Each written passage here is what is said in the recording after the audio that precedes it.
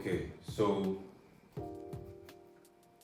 I wrote this a couple days ago. I was just wondering on some thoughts, and like I figured out some stuff about money. So I'm about to break it down, and the whole essence of this whole thing is pretty much to just, you know, allow for the understanding of, the fundamentals of how everything in general works. This is not just about how money works, it's not just about how funds work. It's just pretty much the basic principle of life that you extrapolate to everything else, right? So yeah, let me break this down. Okay, so pretty much we've already established that emotions is energy in motion, right? And you know, by now we would understand that your emotions, the way you feel about certain stuff, the way you feel during the day, in the morning, the afternoon, the evening, vary. You don't actually stay in a particular emotional state forever. It always varies throughout the day, throughout your lifetime. And basically, that's because emotions are energy in motion. Energy just flowing through you every single day, every single second that, alters your state of mind from time to time, right? And when we want to extrapolate the concept of emotions to money, it's not actually that hard to understand, right? Basically, when it comes to money is pretty much energy. By now, we should understand what money is. Money is pretty much just energy. And of course, with the whole idea of attracting different stuff, you need to be in a state of neutrality. So this is where you need to be at in order to attract what you want, because this is pretty much the essence of who we are: neutrality. Fuck all the emotions that we go through. Let's be fair, this is really the purest form of who we are. The purest form of who we are is consciousness. We don't feel any emotions, we're just conscious. We're just aware of what is going on, right? The emotions is just energy, right? And with that being said, with this spectrum that I created, think of this as a representation of who everyone is, right? This is pretty much what everyone in the world has in common. We have this as positive emotions, they spring from unconditional love, and we have this negative emotions that spring from insecurity, right? And always keep in mind, these emotions, sadness, fear, discouragement, are always false.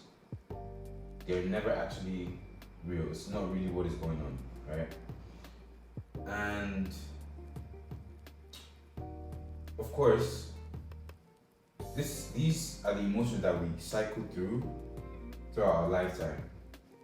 Get emotions that spring from unconditional love, happiness, hope, excitement, inspiration, and at times, we have emotions that spring from insecurity. Sometimes these emotions, are a result of past experiences. We've attached emotions, certain, experiences or ideas to the past, and so when we encounter anything that is of similar vibration, we feel discouragement, fear, sadness. That's pretty much what this is.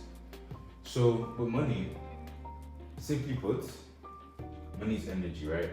We pay money to experience these emotions. All these emotions going up: happiness, hope, excitement, inspiration. That's what we're pretty much paying money to experience. When we pay for a PS5, that's what we're paying for. We pay for a car, we're paying for acceptance. We're paying for that feeling of, having something that, most people don't have, and it makes us feel a certain way.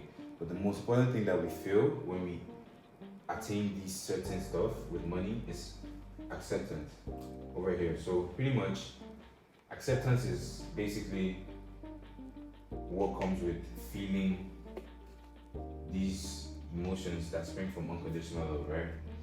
And when we feel acceptance, it's just It's pretty much the most important thing. It's more important than the car you're about to buy, or the things you own, or the physical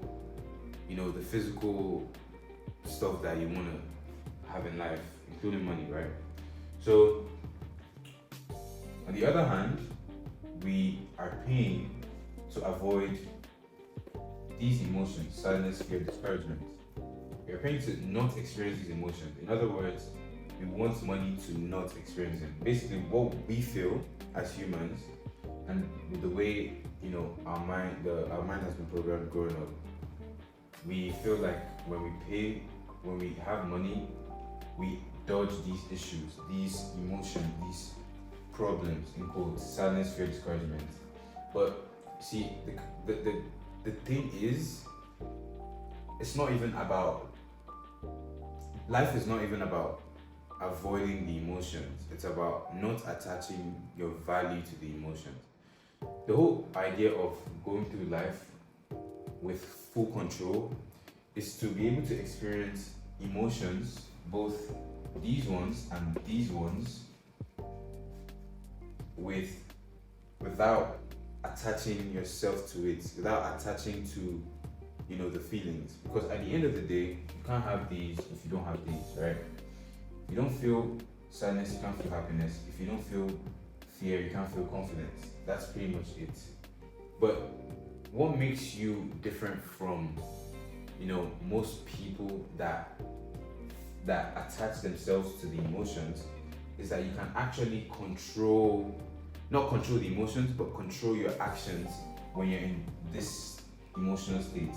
You can actually control who you are and actually stand and account for what you stand for, regardless of what you're feeling. So basically, now you're in a state of mind where no matter what you see around you, or no matter what physical attributes could define you, you stand in a place where you don't let it define you. And that is what pretty much makes people who they are today, right? Or makes everything what it is, right? So I'm pretty sure you've heard of a saying called, if you can't live without money, you can't live with money. If you can't live without girls, you can't live with girls. You need to be able to stand in such a way where, or be a state of mind where you don't attach your self-value, or you don't attach who you are and who you want to be to these emotions. So basically, you're not being emotionally swayed up and down, and even if you are, it's not as heavy, and it's not going to affect your actions. When you act on these emotions, that is when you attract more stuff that bring about these. When you act on these emotions, you attract more stuff that bring about these, right? But of course, the secret is to not act on any of them, because at that point, your emotions just pretty much control your actions, right? And that's not what we want.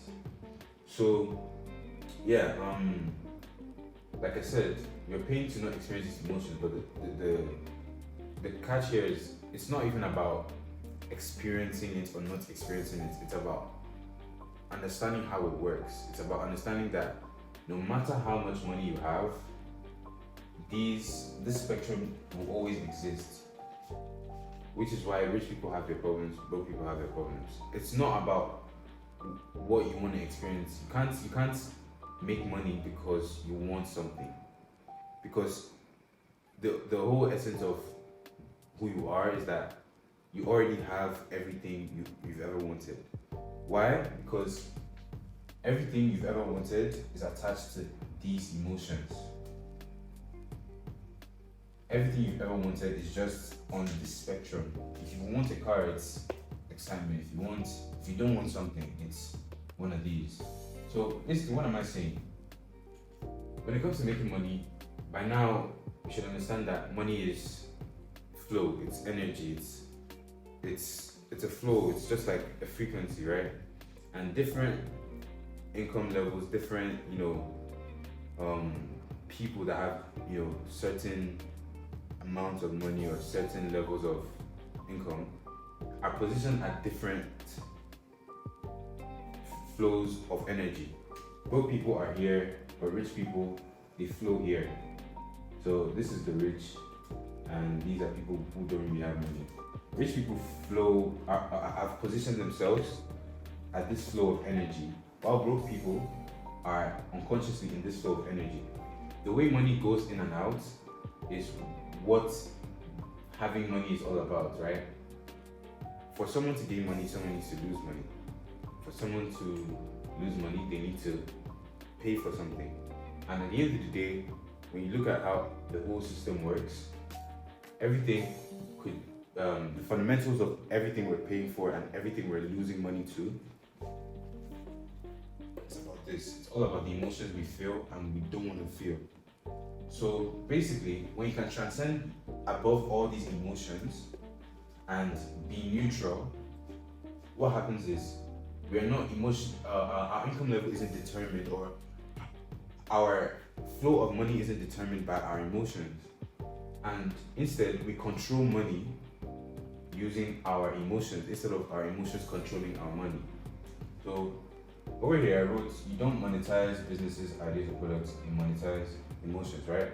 When you can pour a certain level of emotional conviction into a product, a service, an idea, people have no option than to pay or to find value from what you have or from what you're giving them. It's the same thing with phones. The only reason we have a phone is because it's considered the normal. It's considered, okay, if you have an iPhone or if you have an Android, whatever the case may be, it has a certain level of backing where it's like you identify yourself with what you have, right? And let's be fair, at our fundamental state, we don't need a phone. We don't really need a phone. We don't need anything to actually be human. We don't. But we're paying for the phone. Even the concept of lights, lights being created.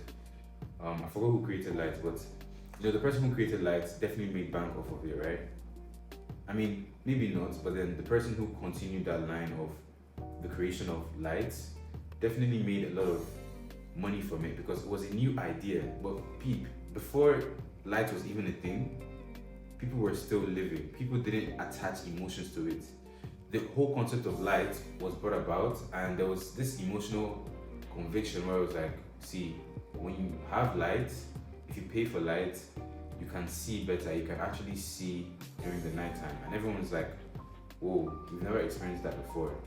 But to be fair, if the system said light was a bad thing and darkness was a good thing, nobody would want to be around light.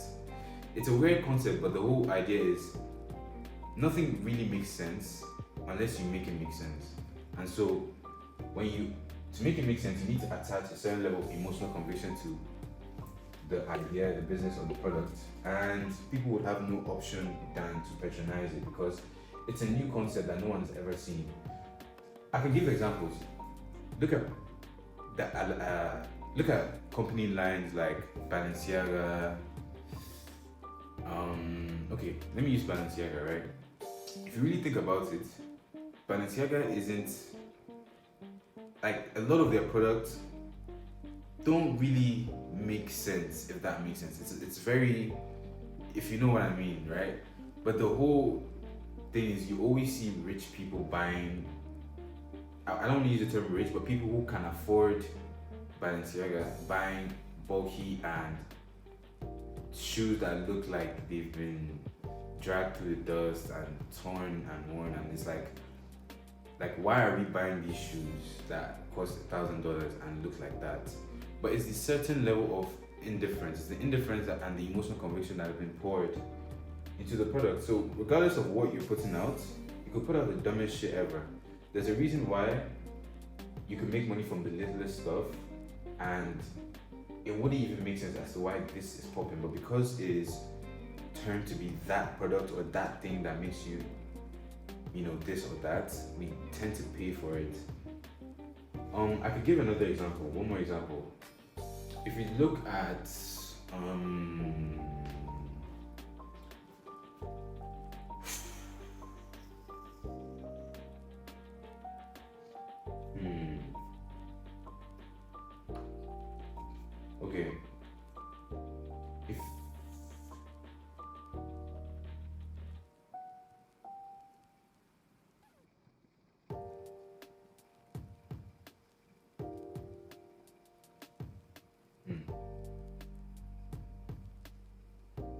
I can't really think of one right now, but I can give a common example. If you look at a Stanley bottle. Yeah, Stanley bottles, right? When you look at a Stanley bottle, it's it's trying to be it's a product. It's just a bottle, right? A lot of people have bottles, and bottles are everywhere. We don't even need to buy a certain type of bottle to, you know, get the function we want out of it, which is to drink whatever we want to drink out of it, right? Stanley bottles are mainly patronized by women, by girls. You know, it's a product that has nothing special. Let's be fair. There's so many bottles that look like Stanley bottles, but then when you look at the emotional conviction that has been poured behind the idea of having a Stanley bottle, it's it's like this is just a normal bottle, right? But the name Stanley and just the idea of having, you know, different accessories to accessorize it, and you know, just that product being a Stanley bottle has had so much emotional conviction poured into it, where women or girls look at it and it's like, oh, I want a Stanley bottle. But let's be fair, if it wasn't a thing, if we saw a Stanley bottle on the roadside, we wouldn't pay attention to it. And that's because the only reason you even wanted the Stanley bottle in the first place was to feel feminine, you know, because a lot of girls like that feeling of owning girly stuff. And Stanleys nowadays, like if you see a guy carrying a Stanley, it's like, what the fuck? There's no way to say that actually. Yeah, but anyways, that's pretty much another example of this whole idea. You never really pay for, you know, what you're holding. You're paying for what you're feeling. And then the breaking point and what changes everything is when you realize these emotions you're trying to feel from patronizing certain products, you're just trying to feel it. You don't really give a fuck about the product. You just want to feel these emotions. So when you realize that you never actually needed anything and all you needed was to pay attention to your emotional state, which is you just need to pay attention to you all along. You stop putting value on the physical stuff and you start using your emotions to control them. Meaning, you start you stop patronizing stuff for what they might be termed as, or what they make you feel. And because you already feel the emotion, you already feel that excitement, that acceptance, you don't need to feel anything anymore. So now you're not swayed by what society terms as fresh or cool. And now you can pour emotions into whatever you resonate with. And when you pour emotions to whatever you resonate with, and you assign a certain value to any product or any idea, people would have no option than to patronize it. Because at the end of the day, even if people don't patronize your idea, the only reason you even care is so you could feel an emotion. So now it's like, what's even the point when you already have everything, which is all the emotions that you want to experience? So at that point, now you actually have full control over what you're doing with your money, or what you're doing with, you know, yourself, you know, whatever you're putting out there.